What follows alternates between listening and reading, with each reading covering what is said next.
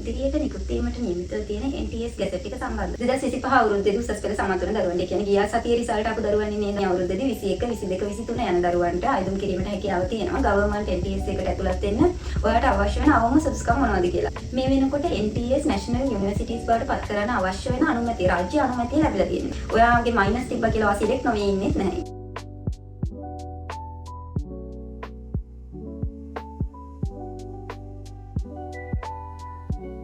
සුබ දවසක් හැමෝටම. ශ්‍රී ලංකාවෙත අදත් ඔබ සාදරයෙන් පිළිගන්නවා. අද වීඩියෝ එකේදී කතා කරන්නේ ඉදිරියට නිකුත් වීමට නියමිතව තියෙන NTS ගැසට් එක සම්බන්ධව. මේ ගැසට් එකට අයදුම් කිරීමට හැකියාව ලැබෙන්නේ කුමන අවුරුදුවල උසස් පෙළ හදාරපු දරුවන්ටද?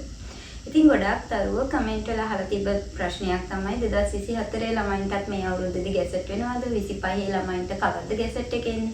මොකද මේ වෙද්දීන් අපි හැමෝම දන්න දෙයක් තමයි 2025 වර්ෂයට අදාළව උසස් පෙළ ප්‍රතිඵල නිකුත් වෙලා තියෙන්නේ. පහුගිය දවසක සෞඛ්‍ය අමාත්‍යවරයා විසින් පැහැදිලිව ප්‍රකාශයට පත් කරා මෙවර NTS එක ගැසට් නිවේදනය මේ මාසය තුලදී නිකුත් කරනවා කියලා. මේ මාසයෙන් පස්සේ ගොඩක් දුරට මේ මාසයෙන් පස්සේ ජූනි, ජූලි, අගෝස්තු යන මාස 3 ඇතුළත ගැසට් නිවේදනයක් එන්න පුළුවන්. මේ ගැසට් එකට අයදුම් කිරීමට හැකියාව ලැබෙන්නේ 2021, 22, 23 යන අවුරුදු 3 උසස් පෙළ සමත් වන දරුවන්ට. උසස් පෙළට අවමයේ ඔබ S3ක් අරගෙන තියෙන්න ඕන. ඔබට හොඳ Z අගයක් තියෙන්න ඕන. ඉතින් ඔබගේ Z අගය මයිනස්ද ප්ලස්ද කියන එක අදාළ නැහැ. ඔබගේ Z අගය කුමක් වුණත් ඔබ NTS එකට අයදුම් කරන්න. ඉතින් 24 දරුවන්ට මට හිතෙන විදිහට මොකද මම වීඩියෝ එක කරන්නේ මට ලැබෙන තොරතුරුත් සහ මගේ අත්දැකීම් එක අවුරුදු 4ක දරුවන්ට එකවර ගැසට් වීමක් සිද්ධ වෙන්න බෑ. මොකද ගිය පාර තමයි අවුරුදු 3ක දරුවන්ටත් එකපාර ගැසට් උනේ පළවෙනි වතාවට. අවුරුදු 4ක දරුවන් එකපාර ගැසට් වීමක් සිද්ධ වුණොත් NTS එකට බඳවා ගන්න යන සිසුන් ප්‍රමාණය අධික වෙන්න පුළුවන්. ගොඩාක් සිසුන් ප්‍රමාණයකට එකවර අධ්‍යයන කටයුතු කරන්න තරම් අපේ NTS වල ඉඩ පහසුකම් නැහැ. ඒ වගේම තමයි අපේ හොස්පිටල් වල ඉඩ පහසුකම් නැහැ. ඒක නිසා මේ අවුරුද්දේදී 21, 22, 23 යන දරුවන්ට අයදුම් කිරීමට හැකියාව තියෙනවා.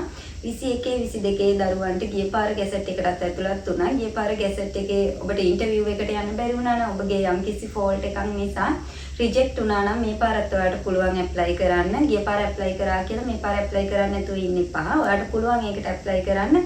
ඒකෙදි ඔබට අවශ්‍ය සුදුසුකම් තියෙනවා නම් මම කලින් වීඩියෝ එකේදී සඳහන් කරලා තියෙනවා ගවර්න්මන්ට් NTS එකට ඇතුළත් වෙන්න ඔයාලට අවශ්‍ය වෙන අවම සුදුසුකම් මොනවද කියලා. අවශ්‍ය දරුවෙක් ඉන්නවා නම් මේ වීඩියෝ එක බලන්න පුළුවන්. මම ඩිස්ක්‍රිප්ෂන් එකේ link එක දාන්නම්. ඉතින් මේ අවම සුදුසුකම් ටික ඔයා සපුරලා තියෙනවා නම් මේ පාර ගැසට් එකට අයදුම් කරන්න. 2025 අවුරුද්දේදී උසස් පෙළ සමත් වන දරුවන්ට, ඒ කියන්නේ ගිය සතියේ රිසල්ට් ආපු දරුවන් ඉන්නේ දරුවන්ට අවුරුද්දකට වඩා අධික කාලයක් NTS එකට සහභාගී වෙන්න බලාගෙන ඉන්න වෙනවා. කියන්නේ ගොඩාක් වෙලාවට ලබන අවුරුදු 2027 සැප්තැම්බර් වගේ වෙනකොට ඔයාලට ගැසට් එකක් වෙන්න පුළුවන්. ඒ ගැසට් එකට 2023, 24, 25 වගේ දරුවන්ට අයදුම් කිරීමට හැකියාව ලැබෙනවා. මොකද 21, 22 ළමයි මේ අවුරුදු ගැසට් එකට ඇතුළත් වෙනවා. ඉතින් ඒකෙදී ඔයාලට කියන්න අවශ්‍ය වෙන්නේ ගොඩක් දරුවෝ බලාගෙන ඉන්නවා. හරි මගේ සුදුසුකම් ටික තියෙනවා. හරි මම A level වලට හොඳ රිසල්ට් එකක් අරගෙන තියෙනවා. මට බයෝ, කෙමිස්ට්‍රි, ෆිසික්ස් මේ තුනට C3ක් තියෙනවා. ඉතින් මගේ හොඳ සාමාර්ථයක් තියෙනවා. හයි රිසල්ට් එකක් තියෙනවා. මම අනිවාර්යයෙන්ම NTS එකට සිලෙක්ට් වෙයි කියලා.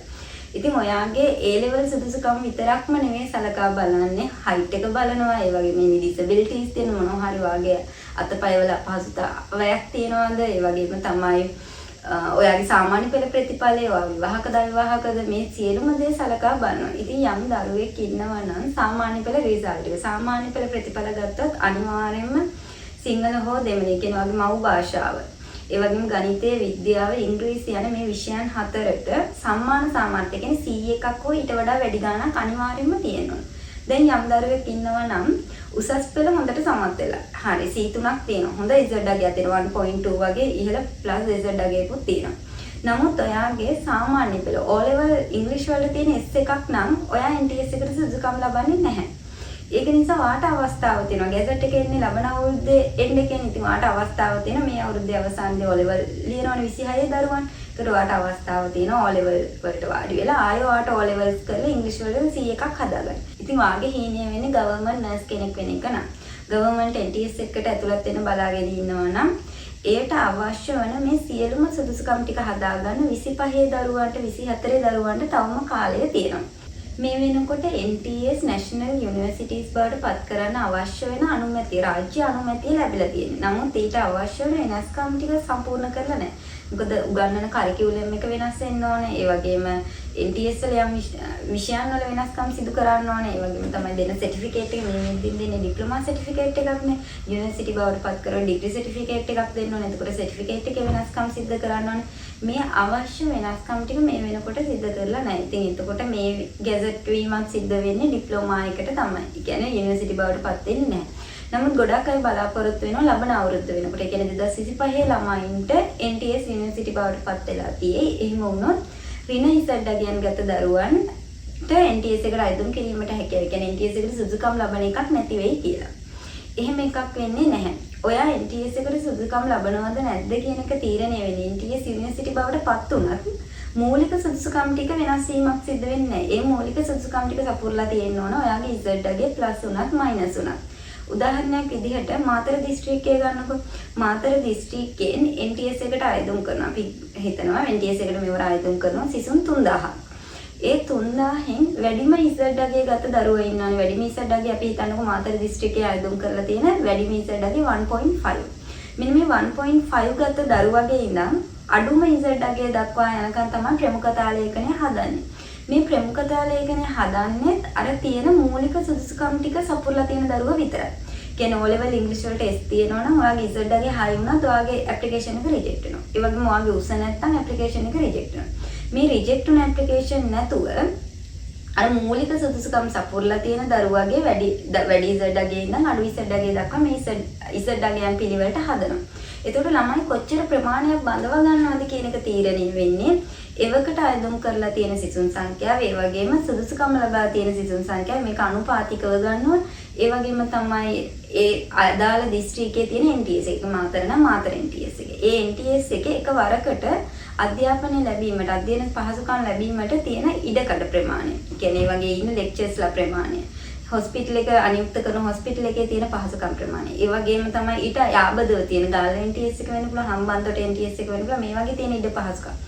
මේ සියලුම දේ සලකා බලලා තමයි එක් දිස්ත්‍රික්කයකින් කොපමණ සිසුන් ප්‍රමාණයක් බඳව ගන්නවද? ඒ සිසුන් ප්‍රමාණයේ කට් ඔෆ් ඉසඩ්ඩගේ කියන්නේ අඩුම ඉසඩ්ඩගේ, අවම ඉසඩ්ඩගේ කීයද වෙන්නේ කියලා හදන්නේ. ඉතින් එතකොට ඔයාට තියෙන්නේ මයිනස්ද ප්ලස්ද කියන එක අදාළ වෙන්නේ නැහැ.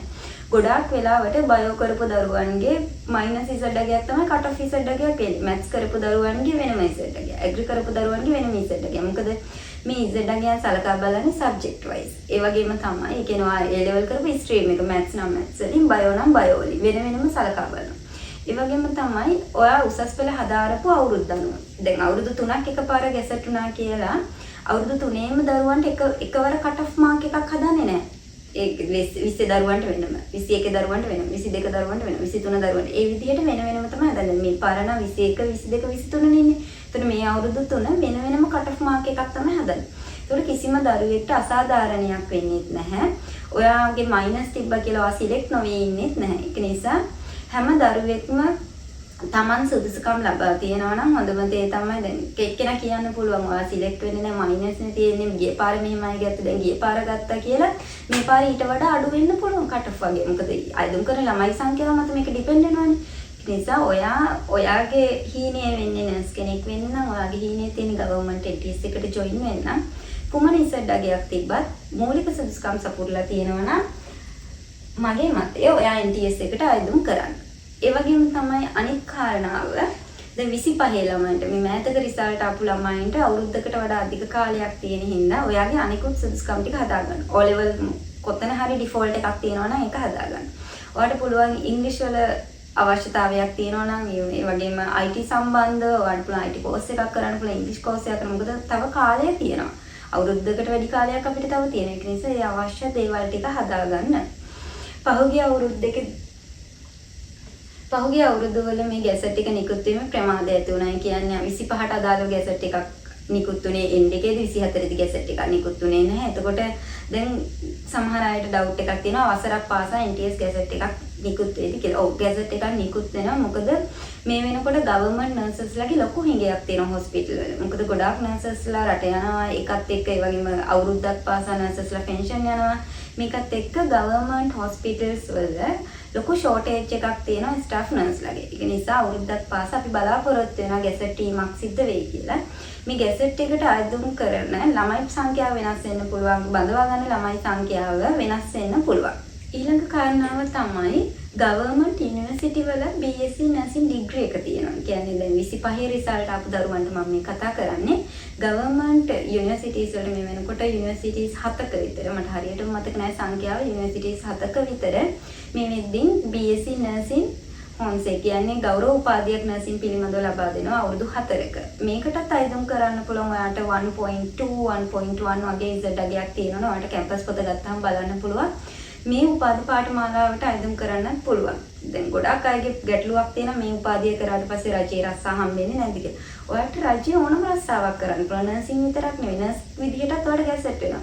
සමහර වෙලාවට ඔයා අවුරුදු 4 ඩිග්‍රී වුණාට පස්සේ අවුරුද්දකට විතර පස්සේ ගවර්න්මන්ට් BSc නර්සින් ගන්නවා කියලා ගැසට් වීමක් සිදු වෙනවා. ඒකට ඔයාලට ගවර්න්මන්ට් නර්ස් කෙනෙක් වෙන්නත් පුළුවන්. ඊට අමතරව පරිපාලන නිලධාරීන් කියලා කියන අපි කියන්නේ ඒජ් ඔෆිස් වල වැඩ කරන ඒ වගේ ඔයාලට වෘත්තීන් වලට යන්නත් පුළුවන්. එහෙම නැත්නම් ඔයා කැමැත්තෙන් ඉන්නවා නම් ටීචින් යන්න.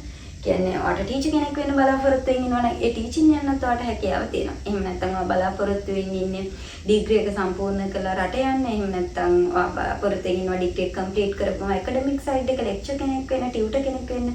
ඇත්තටම ඔයාට ඊසිම පාත් එක තමයි මේ ගවර්න්මන්ට් යුනිවර්සිටි එකට සම්බන්ධ කෙනෙක් නර්සින් ෆීල්ඩ් එකේ ඔයා බලාපොරොත්තු වෙනවා නම් ඇකඩමික් සයිඩ් එක. ඒ කියන්නේ ටියුටර් කෙනෙක් වෙන්න ඕන, ලෙක්චරර් කෙනෙක් වෙන්න ඕන, මට මාස්ටර්ස් කරන්න ඕන, PhD කරන්න ඕන. මේ වගේ ඔයාගේ ඇකඩමික් සයිඩ් එක කියන්නේ නර්සින් වල තියෙනවානේ ක්ලිනිකල් ඇකඩමික් මේ වගේ තියෙනවා ෆීල්ඩ්. ඒකට ඔයා බලාපොරොත්තු වෙන ඇකඩමික් නම් ඔයාට හොඳම දේ තමයි ගවර්න්මන්ට් යුනිවර්සිටි එක BSc නර්සින් ඩිග්‍රී එක කරලා ඔයා හොඳ ක්ලාස් එකක් දැම්මම පස්සේ ඔයාට ඒ අදාළ යුනිවර්සිටි එකේම ලෙක්චර් කෙනෙක් වෙන්න පුළුවන්.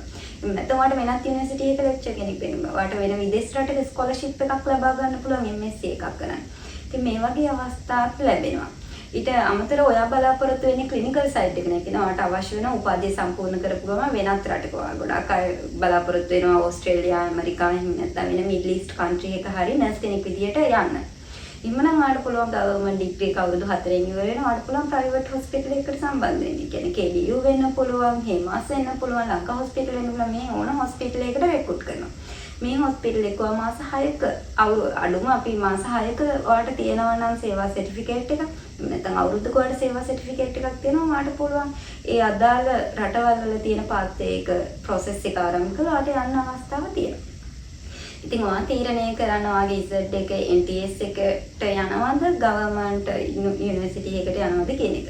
මොකද මේ ගවර්න්මන්ට් යුනිවර්සිටි එකේ සහ NTS එක අතර තියෙන වෙනස්කම් සැලරි එක වෙනස් වෙන්නේ කොහොමද? ඒ වගේම ඉගෙනීම් කටයුතු වල වෙනස්කම් කොහොමද? මොනවද වාසි අවාසි කියන එක සම්බන්ධවත් මම කලින් වීඩියෝ එකක් කරලා තියෙනවා. ඒ වීඩියෝ එකේ link එක description එකේ දාන්නම්. අවශ්‍ය දරුවෙක් ඉන්නවා නම් ඒ වීඩියෝ එකත් බලලා idea එකක් ගන්න. මම හැමදාම කියනවා වගේ නර්සින් කියලා කියන්නේ හරි පින්කාර වෘත්තියක්. ඔයාට ඔයාගේ හිණ වලට යන ගමන් පින් රැස් කරගන්නත්